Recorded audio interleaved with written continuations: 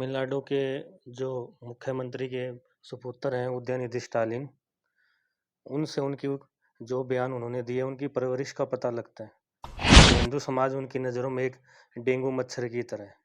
सियासत में आते ही ये लोग हमेशा से ऐसे ही करते हैं, मच्छर बताते हैं, हिंदुओं को मारते पीटते हैं और बाद में बीजेपी पार्टी को कहते हैं कि हिंदुओं की पार्टी है।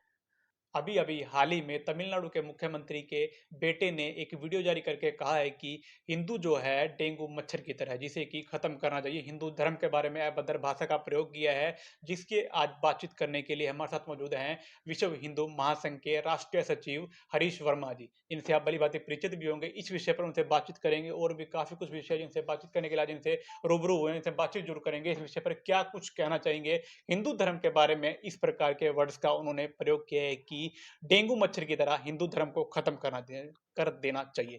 सर नमस्कार। पहले जी नमस्कार। तमिलनाडु के मुख्यमंत्री के बेटे ने ऐसे वर्ड्स कहे हैं कि हिंदू धर्म को डेंगू मच्छर की तरह खत्म करना है। इस बात पे आप किस प्रकार देखते हैं? तमिलनाडु के जो मुख्यमंत्री के सुपुत्र हैं उदयनिधि स्टालिन, उनसे उनकी जो बयान उन्होंने दिए उनकी परवरिश का पता लगता है कि उनको मुख्यमंत्री जी ने हिंदू समाज के बारे में क्या-क्या बताया है कि हिंदू समाज उनकी नज़रों में एक डेंगू मच्छर की तरह है। सियासत में आते ही ये लोग हमेशा से ऐसे ही करते हैं, हिंदुओं को मच्छर बताते हैं, हिंदुओं को मारते पीटते हैं और बाद में बीजेपी पार्टी को कहते हैं कि हिंदुओं की पार्टी है। ये और सिर्फ सियासत का दाव इन्होंने अपनी तरफ से खेला है। 2024 की तैयारियां की गई हैं।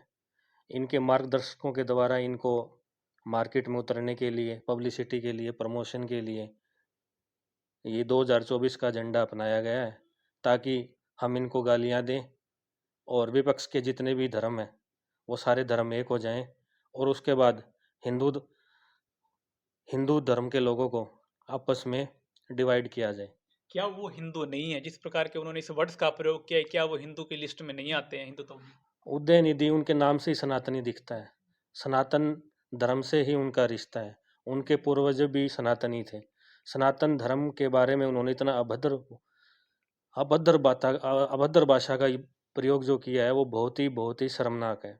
सुप्रीम कोर्ट को अपने मद्देनज़र इस चीज़ को रखना चाहिए, क्योंकि आज के टाइम में हिंदू धर्म को गाली दो और फेमस हो जाओ, एक एजेंडा मार्केट में चल चुका है और ये एजेंडा जब तक चलता रहेगा, जब तक कानून के अंदर प्रावधान इसका चेंज नहीं होगा। विश्व हिंदू महासंघ क्या इस बात की आवाज उठाएगा कि हिंदुत्व के लिए ऐसा भाषा का प्रयोग करना है कि मुख्यमंत्री के बेटे के लिए क्या जायज है या नहीं? विश्व हिंदू महासंघ धर्म, संस्कृति और देश की रक्षा के लिए जाना जाता है और शांतिप्रिय ढंग से देश की, धर्म की और अपनी संस्कृति की रक्षा करता है। कोई भी हो, चाहे वो मुख्यमंत्री का बेटा हो, चाहे वो आम आदमी हो, जो भी हिंदू धर्म के खिलाफ बोलेगा, विश्व हिंदू महासंघ उसके खिलाफ आवाज़ उठाएगा और हर तरीके से इसके खिलाफ कार्रवाई करेगा। अब कुछ हुआ है सर? क्या किसी प्रकार कोई कार्रवाई हुई, कोई कंप्लेंट दी है इसके बारे में? क्या कुछ हुआ अभी तक? हमारी तरफ से सभी होम मिनिस्ट्री ऑफ अफेयर्स में प्रधानमंत्री पीएमओ ऑफिस के अंदर मुख्यमंत्री के सभी के को हमने लिखित पत्र भेजा गया है, ताकि इसके ऊपर कानून कार्रवाई की जाए और साथ में हमने हमारे देश के राष्ट्रपति जी को भी लेख लिखा है कि इसके ऊपर कानून में प्रावधान करना चाहिए, क्योंकि हिंदू धर्म को इन्होंने मजाक बना के रख दिया है। ये जब से विपक्ष एक हुआ है, इन्होंने टारगेट बना लिया कि हिंदुओं को खत्म करना है। कभी तो ये वीडियो डाल देते हैं नॉनवेज खाते हुए की, जो सरासर बिल्कुल ही जीरो लेवल का काम है। तो इनसे इनकी सोच का, प्रतिक्रिया का पता लगता है कि ये हिंदू धर्म सनातनों के प्रति इनकी सोच क्या है। तो भी दर्शक इस समय लाइव इस वीडियो को देख रहे हैं, मेरी उन सभी से अपील है कि आप इस वीडियो को शेयर जरूर करें, क्योंकि हिंदुत्व के लिए जुड़ी हुई है। हिंदुओं पर कटाक्ष किया गया है कि जैसे कि डेंगू मच्छर को मार दिया जाता है या ऐसे प्रकार खत्म कर दिया जाता है, उसी प्रकार से हिंदुत्व को भी खत्म कर देना चाहिए। ऐसे तमिलनाडु के मुख्यमंत्री के बेटे के बयान है। अब आप अपनी राय जो है कमेंट बॉक्स में जरूर बताएं और क्या कुछ कहना चाहेंगे इस पूरी बातचीत के बारे में जरूर बताएं। और कुछ समय पहले आपने देखा था कि नूह के मेवात के नूह में दंगे हुए थे, जिस पर कि महिलाएं भी थे। ब्रजमंडल यात्रा के दौरान महिलाएं थी, बच्चे थे, पुरुष भी थे। उन पर पथराव हुआ और एक होमगार्ड की गोली लगने से मृत्यु भी हो गई, जिस पर कि पुलिस काबू नहीं पा सकी। और इस मामले पर क्या कुछ कहना चाहेंगे, इनसे भी बातचीत कर लेते हैं। सर क्या कुछ कहना चाहोगे इस मामले पर? मेवात के अंदर जो घटनाएं वो पूरे देश ने देखी थी और उसके बाद जो यात्रा 28 तारीख को, लास्ट 28 तारीख को निकाली गई थी, उस पर कानून का लगा कि कानून ने कहा कि यात्रा नहीं निकाली जाएगी, तो हमारे देश के जाने माने संतों ने, सिद्ध आत्माओं ने अपना यात्रा को छोटा करके सिर्फ जल अभिषेक किया। ये बहुत ही बड़ा मैटर है। ये कानून प्रक्रिया के अंदर तो इसको रखा गया है, लेकिन भविष्य में ये जो हमारे हिंदू समाज के लोग शांत बैठे हैं, जिनके साथ वहाँ दुर्भाग्यपूर्ण व्यवहार किया गया था, उनके अंदर आग लगी हुई है समाज के प्रति। तो उस समाज के वहाँ का जब तक एटमॉस्फेयर सरकार चेंज नहीं करेगी, वहाँ पे जो भी क्राइम सिटी उसको बनाया गया है, ऑनलाइन जितने भी फ्रॉड हो रहे हैं, वहाँ पे गाड़ी की स्मगलिंग जो हो रही है, गौ हत्या जो हो रही है, गौ तस्कर जहाँ से सारे के सारे वहीं से क्रिएट हो रहे हैं, वो सारे के सारे कानूनों को मद्देनजर रखते हुए सरकार उनके ऊपर संज्ञान लेगी, तभी वहाँ का एटमॉस्फेयर को चेंज किया जा सकता है। क्या हमें अभी इतना भी अधिकार नहीं रहा कि हम अपने देव देवताओं की पूजा कर सके, उन पर जल अभिषेक कर सके या उनकी ब्रजमंडल यात्रा नहीं कर सके, किसी प्रकार की कोई पूजा अर्चना कर सकें? क्या इतना भी विश्वास अधिकार हमें नहीं रहा सर अब?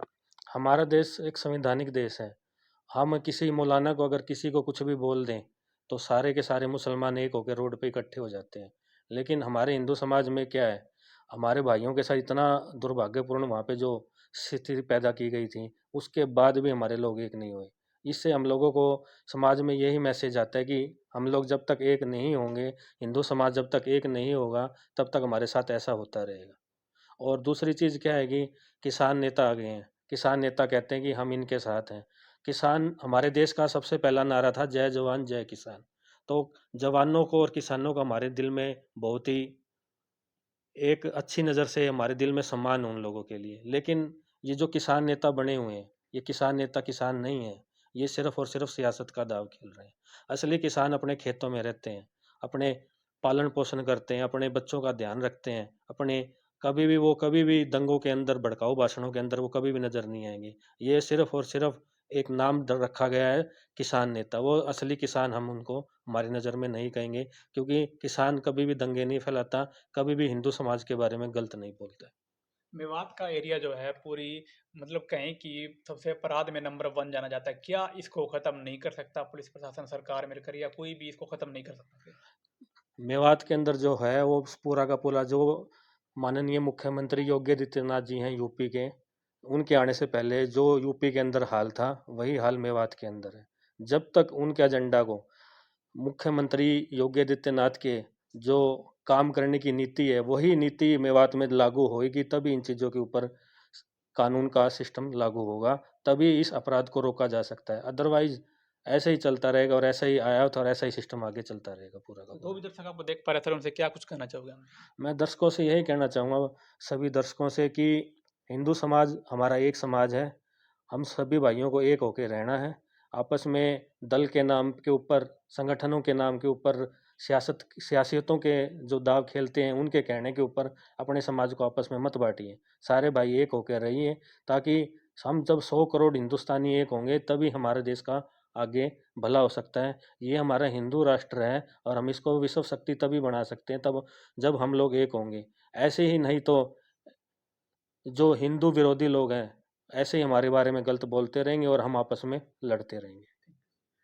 तो जो भी दर्शक इस समय हमारे साथ लाइव जुड़े हैं, आप कमेंट बॉक्स में ज़रूर बताएँ कि जो भी हिंदू तो मेवात के एरिया में रहते हैं, क्या वो सुरक्षित है या नहीं है? अब जो भी आपने बातचीत सुनी, अपनी राय जो है कमेंट बॉक्स में ज़रूर बताएँ, वीडियो को शेयर करें।